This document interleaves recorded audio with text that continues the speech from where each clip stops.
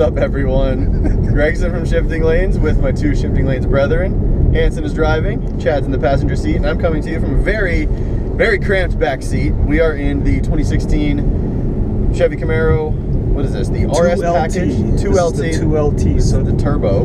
That's right. This is the inline 4-cylinder turbo. So you get 2 liters of turbo glory. Yes, 274 horsepower, 295 pound-feet of torque. It's not the fastest Camaro out there. No. But it's still pretty damn good. This is the economical Camaro because turbo. Yes. Right? Or yes. supposedly. Yeah. So it's actually the flip-flop of Mustangs, because Mustangs, the cheapest one is the Mustang V6. Right. And the next step up is the 4-cylinder turbo, whereas this one, the Camaro, the cheapest one is actually the 4-cylinder turbo, right. And the V6 is the next step up. It's actually like $1,500 extra. Right. So, with all that said, they should have made it a 2-door with 2 seats.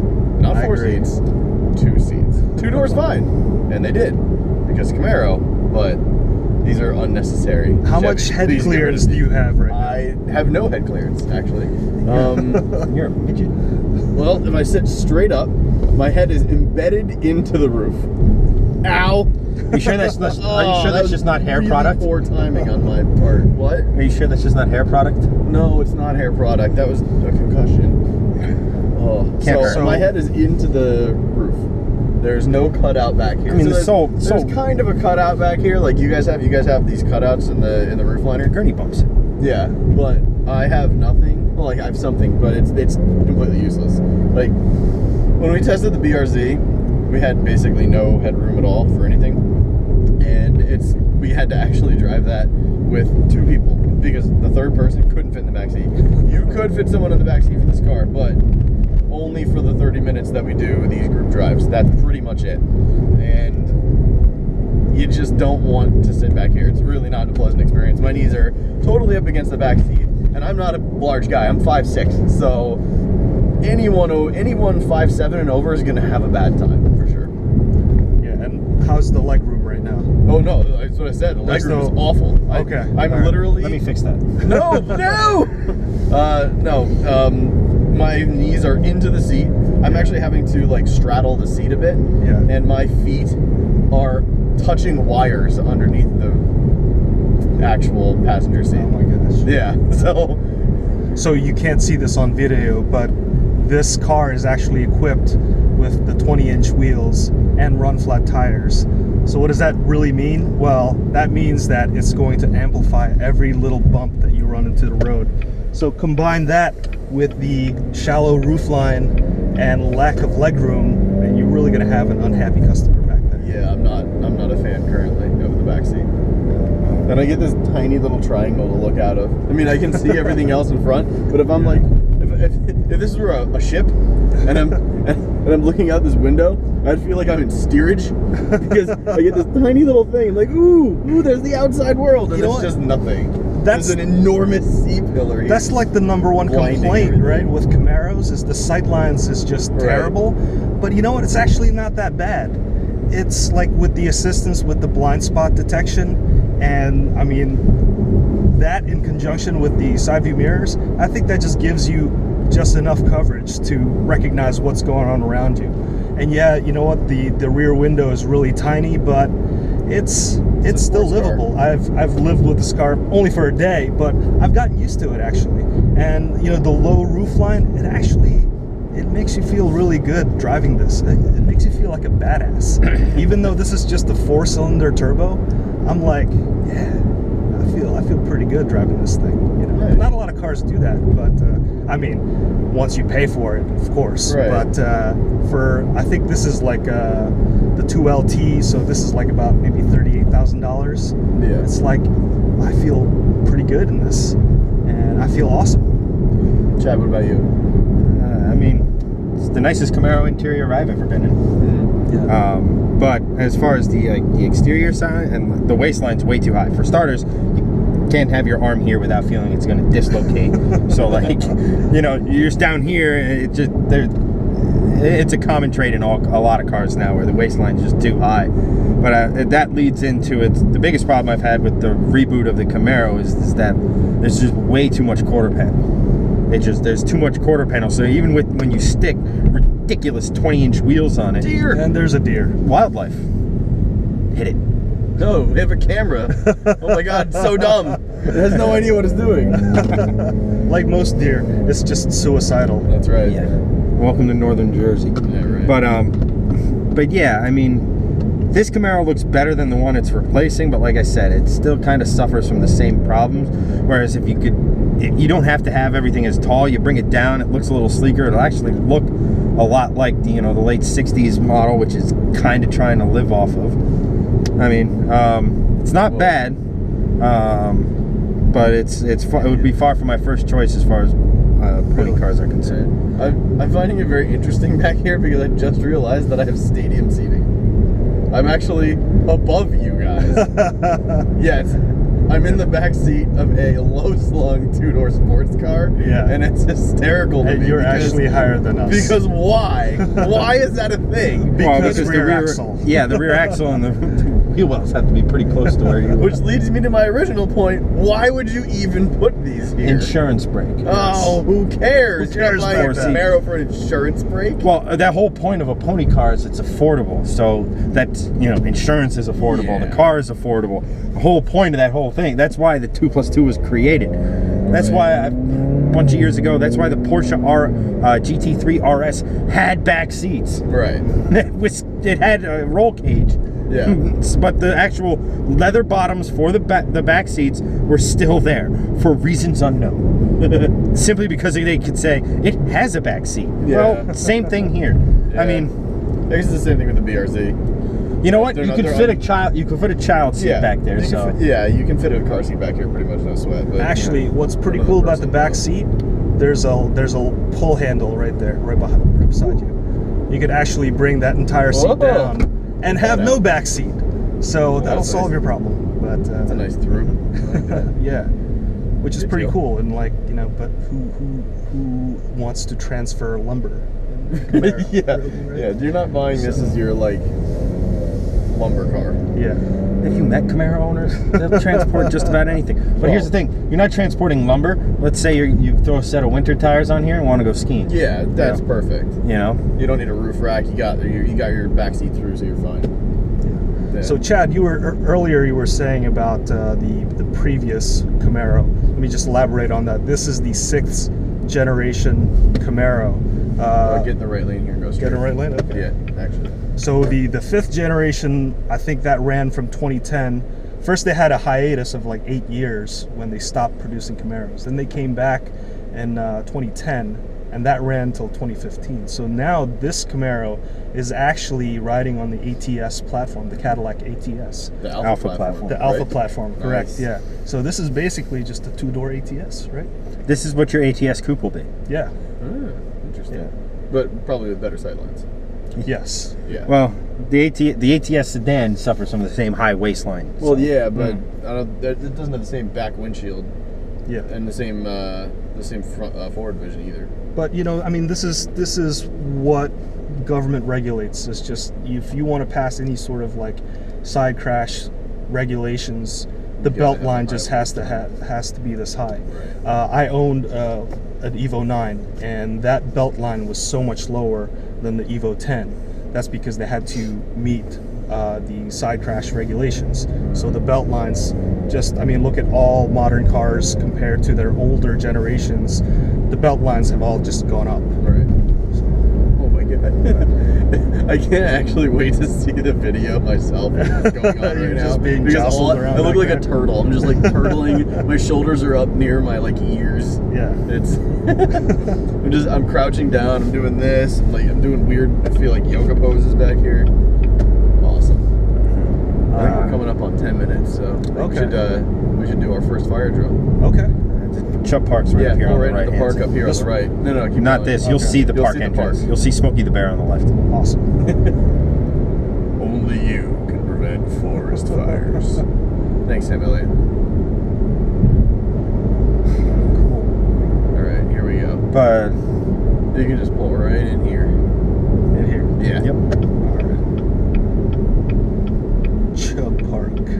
Chester fishing contest. We have a Camaro. We should enter. Everyone get ready.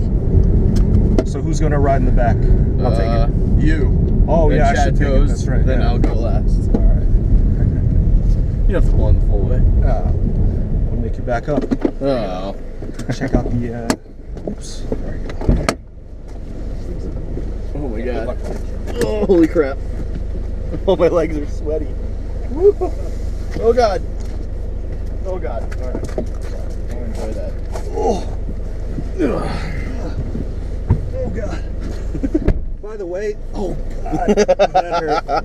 Oh god, I'll move forward a bit. Okay, appreciate it. By the way, you guys Wow. have air-conditioned seats. We do? Yes.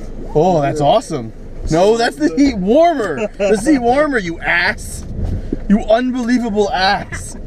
Wow. Okay, go. This is. I have to hunch down. Yeah, see? Oh, this is Or I much have to better. do one of Okay. these things.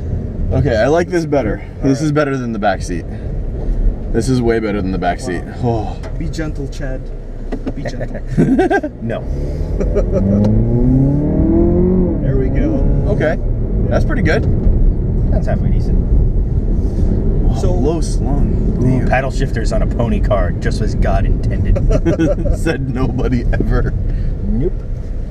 Ready, So- go. this is Automatic transmission. 274 horsepower, 275 horsepower, something like that. But it's actually the lightest Camaro. I think like maybe about 100 pounds lighter than the V6. You can fact check me on that. Oh, okay. Then the V6. I was gonna say it's actually it's 200 pounds lighter than the previous gen. Correct, yeah. I mean, it's the power to weight ratio still doesn't compare to the V6 Right. or the V8. But you know, me personally, I feel like the Camaro suspension, the tires, the brakes, it's been tuned to the V8, and this just has a kind of like a weaker power plant, basically. Yeah. So it's still peppy though. I mean, 0 to 60 in like about 5.5 seconds, which is, you know, I mean, That's pretty quick. by, like everyday car standards. That is quite quick. So yeah. Ooh, I'm getting the cooled seat kicked in. Oh, that's nice. There we go. Oh, Just take it easy oh, by that's so good. By the Chester's courthouse. Place. That's right. Wow, that's so slow. Yeah, it's I'm having to. The HUD is really punch nice. over the entire time. Oh, the heads-up display. Yeah. I think that's one of my favorite parts. I'll see you when I the drive. G meter is built in there. Oh, there's a G meter? There's a G Sweet. meter. Exactly. Awesome. And 28 G's? Yes, 28 Gs. Nice. So my eyeballs just got Yes. sucked out of the car. Sweet. We can only hope.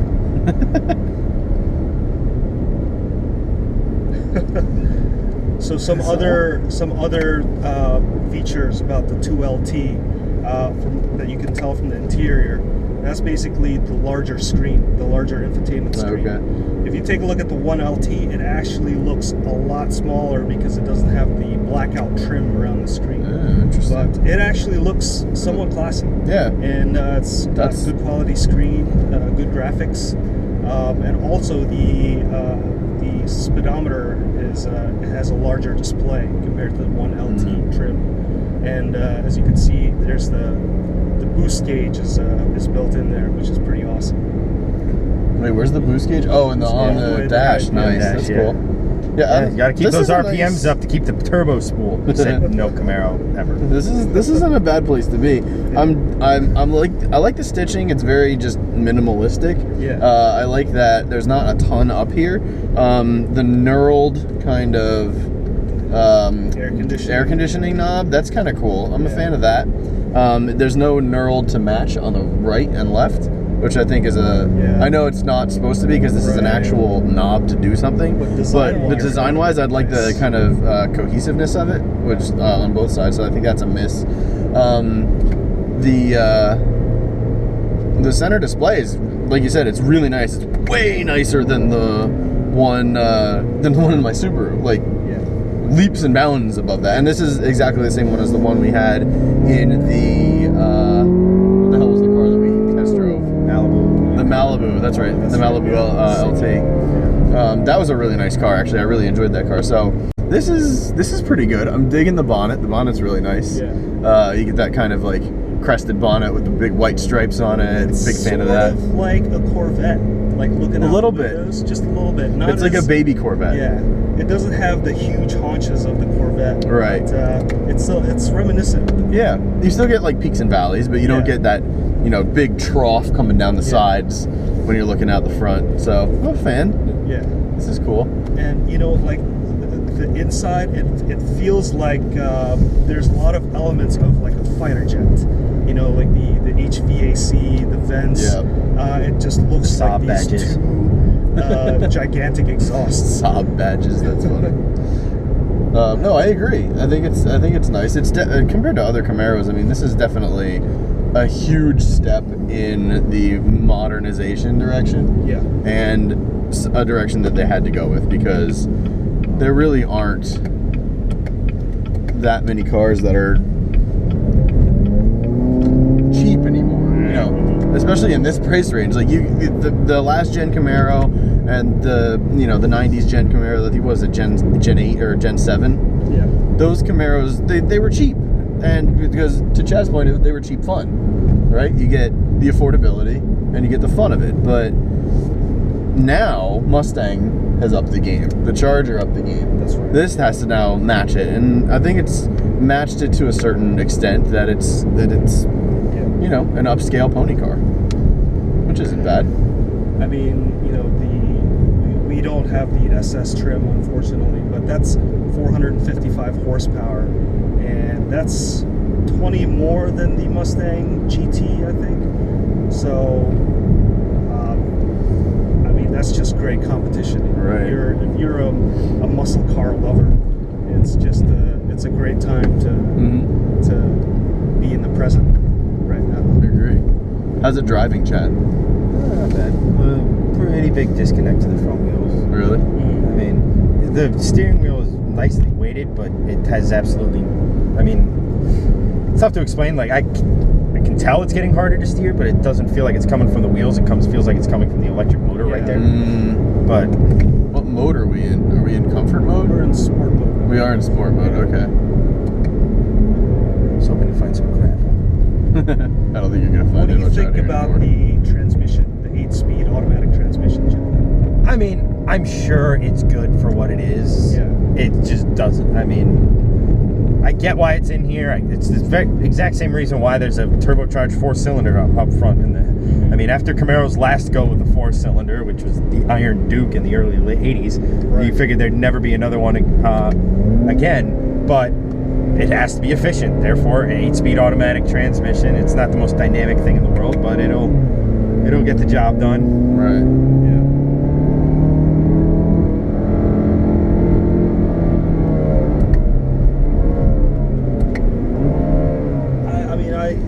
I think It sounds a little anemic, to be honest with you. Just on the downshift. Shift! God damn it! England.com. God. Yeah, I feel like, you know, the shifting is actually, I mean, somewhat decently fast, but still, it can't read your mind, you know, and I think that's just the problem with just most automatics. Right. It just doesn't know what you want to do next. Right. So, I mean, I believe the 8-speed is a $1,500 upgrade over the 6-speed manual. So, I mean, do not spend that money. Don't do not. Don't do that. Why would you? You'd be better off giving it to us. That's instead, right. spend that $1,500 on the V6 model instead. You get 335 horsepower and get the 6-speed manual. Right. And from everything that I've read, the V6 is way improved. Oh yes. From the last V6. The V6, from literally every journal that I've read, has said the V6 is fantastic. Yeah. I mean, it's not the V8. Obviously, you want the V8 because the SS, and that's pretty awesome. But as far as, you know, a V6 pony car goes, they're reaping high praise, or giving high praise to this car. Yeah. So Now, here's another thing to consider is that the last Camaro before the reboot, I think the early 2000s Camaro, the ones that looked like a giant cheese wedge, that had an LS in it and only made 305, 320-ish horsepower. Right. So, I mean, think about it. I mean, you're going for, you know, about 60% of the displacement with the same horsepower and no turbos. Right. Yeah. I don't even know where we are. We're in my hometown and I don't know where we are. It's just amazing the power creep on all these engines.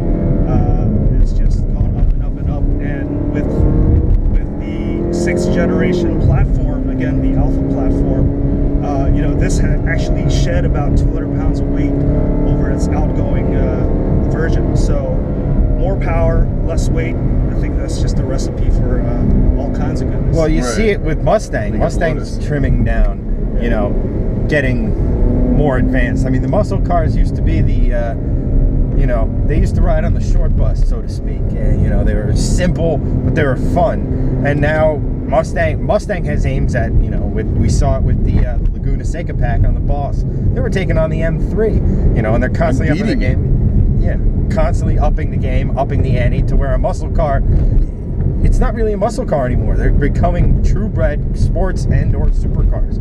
I mean, just think about it. The GT350s that we drove, you know, that didn't feel like, you know, your point-and-click muscle car. God, no. Absolutely not. And the Z28, the next version of the Z28, which they're testing now at the ring, they... Crashing at the ring. Crashing at the ring. They're probably going to equal or go above the GT350, but you know, we have to wait for those performance numbers until those come out. But flat plane pushrod V, not possible. I'm not disliking where I am right now. This is a great road. This is an awesome road. Yeah. This is it's pretty. This is pretty. This is a bumpy road. It's a bumpy. Yeah. Woodsy back road with the great turns, and you know what? I am perfectly comfortable, and I don't feel like we're out of control. I don't feel like we're. It does feel planted. I will give it that. Feels super planted. Just not floaty at all. I mean, even though we're on those ridiculously big wheels, which is there's got to be someone at GM headquarters saying, "Put the biggest wheels you possibly can on it." Well, we saw it with the Buick. Yeah, exactly. And we saw it again when we drove the Yukon. Just these enormous wheels that aren't really necessary. I mean, you could pull off the same look, right? You know. Well, I think for this type of car, you want that option. On a car like the Regal GS, it seems almost silly because the brakes were so tiny. With this one, this car was meant to have big wheels, fat rubber, and you wanted to get all the traction you can give to the wheels. So it makes sense to have the 20-inch wheels, but you know, if this is your daily driver, it probably doesn't make sense. And if you have a passenger sitting back here, I mean, you're gonna feel every bump. Right. That's okay. We need to pull over anyway. It's been about 10 minutes. Fired up again.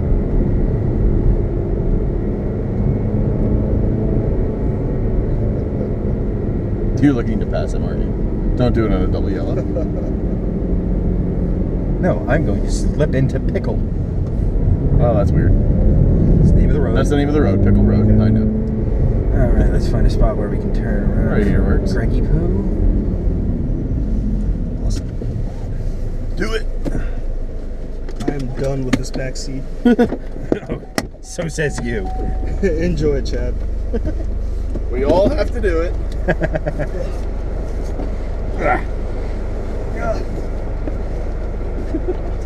I like the sill. I like the sill plating. Yeah, well, that's the old classic Camaro plating from, you know, going back to the. Yeah, wow, the HUD is awesome. I'm a fan of that.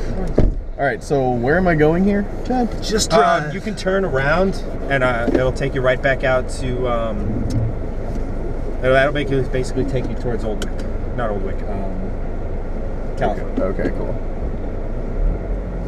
Yes, hopefully I made that as awkward as possible for you. I don't know where I'm going. We're not big humans. Got enough room back there, Chad? No, not even remotely. It's kind of painful. Like my neck actually already hurts. Yeah. Yeah. I guess it's a safety feature. My head can't move. It's like a built-in harness. You don't really need a seatbelt at all because you're just cocooned in there. Right. Wait a minute. I think I can improve on this. We don't want to see your manhood. All right, am I going left or right, Chad? Make it right. Yeah, All right. that's gonna work. There. Follow that Mercedes. Race him. You got it. A little bit of wheel spin. All right. Motor doesn't sound in the bad. boost. It just sounds out of place. Yeah. It does sound out of place. Actually, Well, actually, you know what the weird thing is? From the driver's seat, it sounds better than it does from the back or the passenger Really? seat. I was about to say the exact opposite. Really? Oh, I think Yeah. it sounds much better. It actually, sounds from here. much smaller. And say it.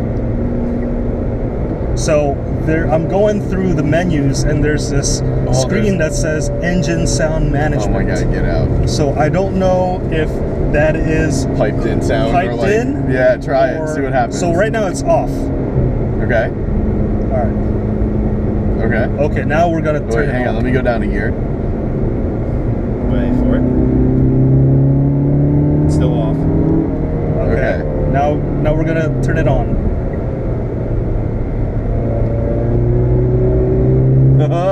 It's coming through the speakers. It's coming Yeah, you through the can feel I speakers. can hear it. My ass is vibrating. Also, damn it, Chad!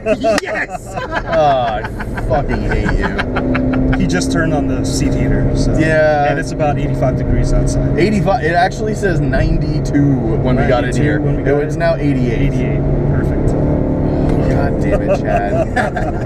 I thought for sure that would have been the first thing you saw about that car. Well, now it's gonna be from now on. Jesus Christ. Oh, that's the wrong way to go. Yeah. So I guess we'll keep the engine sound management to auto. Yeah, leave it on auto, I guess. Yeah. Hang on, I'm gonna go down here and floor it.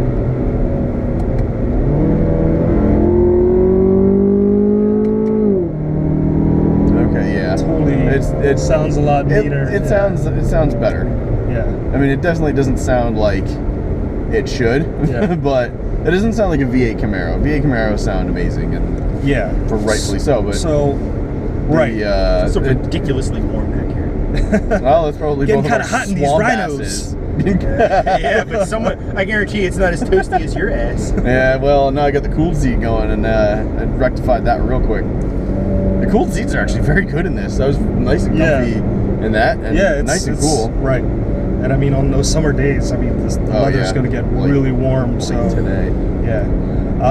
So I'm liking the cockpit. Actually, I'm liking. It's simple. It- And I think it that's, is. That's what Chevy got in trouble in the past. Is they tried to out flash everyone. Right. And Speaking of flash, there's this chrome-ish trim here. Yeah. During certain parts of the day, you're going to see sun reflecting off of that. Really? And it's really, That's really annoying. That sucks. And- Greg, if you want to go to Califon, you go straight. If you want to go to the brew pub, you go right. Great. Oh, I know where we're at. Awesome. This is also a pretty fun road if you go straight ahead. Let's go back to the brew pub, because then we got the mountain road. Also, this the infotainment screen is actually angled downward for glare purposes, obviously. But again, during those certain times of the day when the sun just kind of creeps into this narrow window of the Camaro, it just shines the entire inside of the interior, and it just makes the infotainment system not really usable. Again, small parts of the day. So what I just did, actually, totally tangent to your point, but good points, Hanson. Thank you. Now for something completely different. So what Also, I did is I just Larson. went. Oh, perfect. So what I did is I went down to like 30, and I'm in third gear, right? Yeah. So floored in third gear. Okay. The boost creep and the turbo lag really isn't that bad. Really? It's way better than my car, that's for damn sure. But it's not Just the it's not WRX. horrible. Yeah. I drove a Super WRX in 2014, right before they put the new FA20 DIT engine in it. I have the old EJ 255, and oh god, I don't remember the Words turbo off and the top. letters. Yeah. Know them. You're a car person. You should know these things. Say it in the comments. Yeah. Put it in the comments.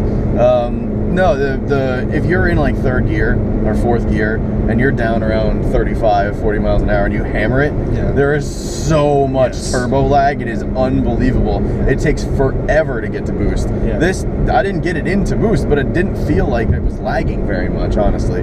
I got maybe a 2 or 3 second kind of, okay, it's going, but then it started to pick up. It wasn't horrible, honestly. This it is really just a wasn't smaller bad. turbo. Right. Yeah. It wasn't bad. It felt, I don't know, when I'm in boost, it feels a little NA. It doesn't. I don't get that like 80s head kick back to the to my back of my seat kind of thing, like I would in an old Audi rally car or my car. My car does that because you hit boost in 3,500 to 4,000 RPM, and then it just goes and it throws you back, it's which like is cool. It's a different animal, right? It's a cool kind of feeling. You get that awesome kind of like turbo kick. But this feels a lot more linear when you get into the boost, into peak boost. So. No, this isn't bad. You know, that's probably what Camaro customers are really looking for, is because they don't want that turbo feel. No, right? They want a little bit of NA feel. Yeah, exactly. Right. So I mean, they're used to buying V6s and V8s. So like, what's this four-cylinder thing? The quote typical Camaro customer isn't buying this. Isn't buying the 4-cylinder. Correct. Okay. They're not going to buy this car. They're going to buy the V6. They're going to buy the manual. They're going to buy the V6 or the base. You know, it's a pony car curse. You know, the cheapest model is the graduation present, the sweet. Right. You know, hey, congratulations on your license. Here's a cool car that you can't kill yourself. Right. So I can tell you exactly who's going to buy this car. Women, because this is just demographics. This isn't sexist. Women want automatic turbo cars. That is what most women buy when they buy a sports car. Men, they want to have the machismo that I can drive anything. I want to drive the manual. I want to drive the V8. Like, any of that stuff. Women will buy this car and actually you can see the Trump flag. Hello, Trump flag. Oh, Trump, making America crazy again. Women will buy this car, and I'll give you my whole thinking on it at the end when we're done with the video, but they're gonna like it. I think women that are into muscle cars are really gonna enjoy this car, actually, because it looks cool. It rides really nice, and there's a ton of room back there to haul whatever the hell you want. Not back here. Just not people. No, not here. No, just not people. In the trunk. The trunk's actually pretty spacious. It's a really tiny opening, but the trunk, I was surprised at how gigantic the trunk is for this car. Really, really surprised. But I feel like this car is going to sell very well to women 25 to 45. I think they're going to really like that it. Ladies, Greg doesn't think you can handle the SS. Prove him wrong and buy more V8s. But to that point, I also think they would like the Mustang EcoBoost. Yeah. So I don't know. It's a little interesting.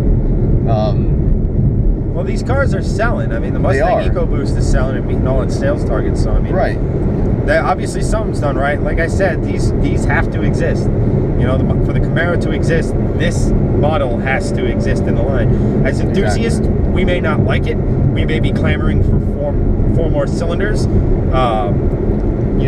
But this thing needs to fill a void. You make your money on cars like this, so you can make a ZL1 or a Z28. Right. I beg to differ though, because the 4-cylinder turbo, this is not a slow car. Again, we mentioned before, 0 to 60 in 5.5 seconds. Right. Just switch to a manual, because this will feel like a real sports car. Right. You said it yourself. You said so yourself, Hanson. Ditch the 8-speed gearbox, get a manual, and that money you saved, buy the V6. Yes, exactly.